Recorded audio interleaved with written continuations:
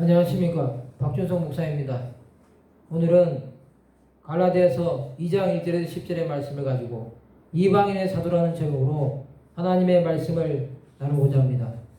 본문 말씀은 14년 후에 내가 바나바와 함께 기도를 드리고 다시 예루살렘에 올라갔나니 계시를 따라 올라가 내가 이방 가운데서 전파하는 복음을 그들에게 제시하되 유력한 자들에게 사사로이 한 것은 내가 다름질하는 것이나 다름질한 것이 헛되지 않게 하려 함이라. 그러나 나와 함께 있는 헬라인 디도까지도 억지도 할례를 받게 하지 아니하였으니 이는 가만히 들어온 거짓 형제들 때문이라. 그들이 가만히 들어온 것은 그리스도 예수 안에서 우리가 가진 자유를 엿보고 우리를 종으로 삼고자 함이로되 그들에게 우리가 한시도 복종하지 아니하였으니 이는 복음의 진리가 항상 너희 가운데 있게 하려 함이라. 유력하다는 이들 중에 본래 어떤 이들이든지 내가 상관이 없으며 하나님은 사람을 외모로 취하지 아니하시나니 저 유력한 이들은 내게 의무를 다하여 준 것이었고 도리어 그들은 내가 무할례자에게 복음 전함을 맡은 것이 베드로가 할례자에게 맡은 것과 같은 것을 보았고 베드로에게 역사하사 그를 할례자의 사도로 삼으시니가 또한 내게 역사하사 나를 이방인의 사도로 삼으셨느니라. 또 기둥같이 여기는 야고보와 게바와 요한도 내게 주신 은혜를 알므로 나와 바나바에게 친교의 약속을 하였으니 우리는 이방인에게도 그들은 할례자에게로 가게 하려 함이라. 다만 우리에게 가난한 자들을 기억하도록 부탁하였으니 이것은 나도 본래부터 힘써 행하여 왔노라. 세상에 많은 사람이 살지만 두 부류의 종류로 나눕니다. 그것은 원주민과 이방인입니다. 원주민은 말 그대로 그 나라의 시민입니다. 그러나 이방인은 그 나라의 나그네입니다. 우리가 이 땅에서는 원주민이지만 다른 나라를 여행하면 이방인입니다. 이것은 지구를 사는 사람 모두에게 적용됩니다. 꼭 여행이 아니라도 그 나라에서 거주하면서 살아가는 자는 이방인입니다. 이것은 세상의 기준입니다. 그러나 우리가 믿는 하나님은 선민과 이방인을 구분하십니다. 성경은 이것을 이렇게 말합니다. 이사야 41장 8절에서 10절에 보시면 그러나 나의 종도 이스라엘아 내가 택한 야곱아 나의 것 아브라함의 자손아 내가 땅끝에서부터 너를 붙들며 땅 모퉁이에서부터 너를 부르고 내게 이르기를 너는 나의 종이라 내가 너를 택하고 싫어하며 버리지 아니하였다 하였노라. 두려워하지 말라 내가 너와 함께함이라. 놀라지 말라 나는 내 하나님이 됨이라. 내가 너를 굳세게 하리라. 참으로 너를 도와주리라. 참으로 나의 의로운 오른손으로 너를 붙들리라 하고 말씀하고 있습니다. 이것은 선민에 대한 말씀입니다. 하나님의 이스라엘 택하셔서 세우셨습니다. 하나님은 택한 백성들을 버리지 않으십니다. 반면에 이방인에 대해서는 이렇게 말씀하십니다.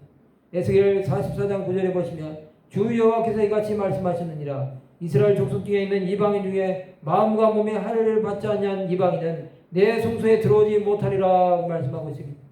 이스라엘과 함께 거주하는 이방인이라도 정결하지 않으면 하나님 앞에 들어가지 못합니다. 사도 바울은 유대인이지만 이방인의 사도가 되었습니다. 그가 어떻게 이방인의 사도가 되었는지 또한 이방인의 사도의 사명은 무엇이었는지 살펴보기 원합니다. 먼저 사도 바울은 어떻게 이방인의 사도가 되었습니까? 첫 번째로 갈라디아서 1장 1절에 보시면 사람들에게서 난 것도 아니요 사람으로 말미암은 것도 아니요 오직 예수 그리스도와 그를 죽은 자 가운데서 살리신 하나님 아버지로 말미암아 사도된 바울은이라고 말씀하고 있습니다. 바울의 사도됨은 사람들에게서 된 것이 아닙니다. 오히려 사람이 뽑은 사도는 마띠아였습니다. 마띠아는 가룟 유다를 대신한 사도였습니다. 그도 하나님께서 귀하게 사용하셔서 순교자의 반열에 들어갑니다. 사도 바울은 하나님께서 세우신 사도입니다. 그의 사도됨은 갈라디아서 2장 1절에서 2절에 보시면 14년 후에 내가 바나바와 함께 디도를 데리고 다시 예루살렘에 올라갔나니 계시를 따라 올라가 내가 이방 가운데서 전파하는 복음을 그들에게 제시하되 유력한 자들에게 사사로이 한 것은 내가 다름질하는 것이나 다름질하는 것이 헛되지 않게 하려 함이라고 말씀하고 있습니다. 바울은 가는 곳마다 복음을 전했습니다. 그는 1, 2, 3차 전도여행을 통해 고린도, 갈라디아, 에베소, 빌립보, 골로새, 데살로니가, 라우디게아, 마게도냐에 교회를 세웠습니다.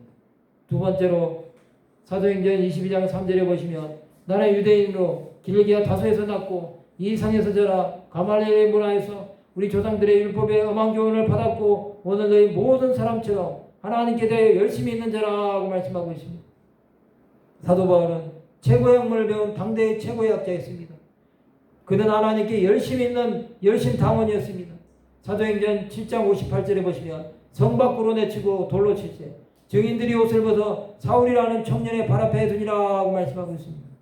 그는 스데반 집사의 죽음에도 참여했습니다. 그러나 그는 회심에 의해 주를 위하여 박해와 고난을 받았습니다. 그는 죽음까지도 두려워하지 않았습니다. 세 번째로 그는 자신이 이방인의 사도임을 분명히 했습니다. 갈라디아서 2장 8절에 보시면 베드로에게 역사하사 그래 할례자의 사도로 삼으시니가 또한 내게 역사하사 나를 이방인의 사도로 삼으셨느니라 말씀하고 있습니다. 그런 자신이 이방인을 간다고 분명히 선포합니다. 사도행전 13장 44절에서 49절에 보시면 그 다음 안식일에는 온 시민이 거의 다 하나님의 말씀을 듣고자 하여 모이니 유대인들이 그 무리를 보고 시기가 가득하여 바울이 말한 것을 반박하고 비방하거늘 바울과 바나바가 담대히 말하 이르되 하나님의 말씀을 마땅히 먼저 내게 전할 것이로되 내가 그것을 버리고 영생을 얻기에 합당하지 않은 자로 자처하기로 우리가 이방인으로 향하노라.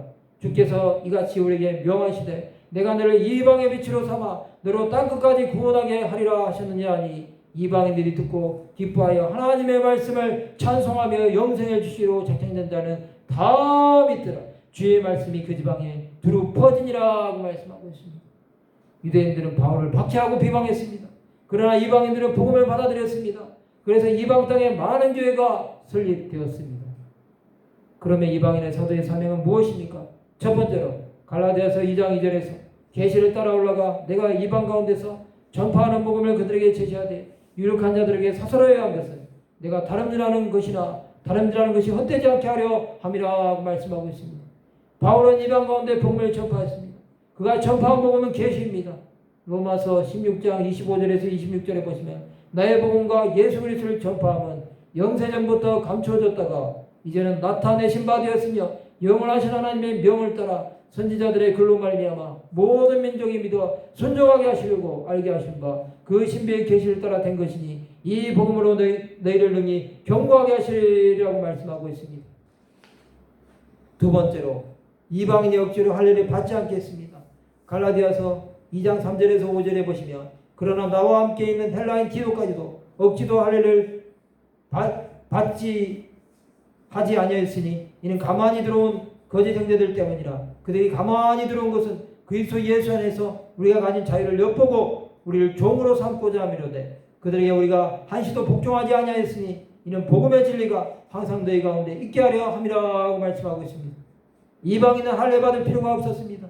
그들은 몸의 할례가 아닌 마음의 할례가 필요했습니다. 할례보다는 그리스도 예수의 보혈로 하나님께 나아감을 얻게 하셨습니다. 그러면 우리는 어떻게 살아야 합니까? 마음의 할례가 아닌 영의 할례를 합시다. 그것은 예수 그리스도를 온전히 마음속에 믿는 것입니다. 또한 예수 그리스도의 삶을 온전히 따르는 것입니다. 이것은 우리 삶 가운데 계속되어야 합니다. 말씀을 마치고자 합니다. 우리의 마음에 주 예수 그리스도로 말미암는 은혜가 충만하시기 원합니다. 그리하여 예수 그리스도의 다시 오심을 전파하는 이방인의 사도의 삶을 사시기를 주님의 이름으로 축원합니다.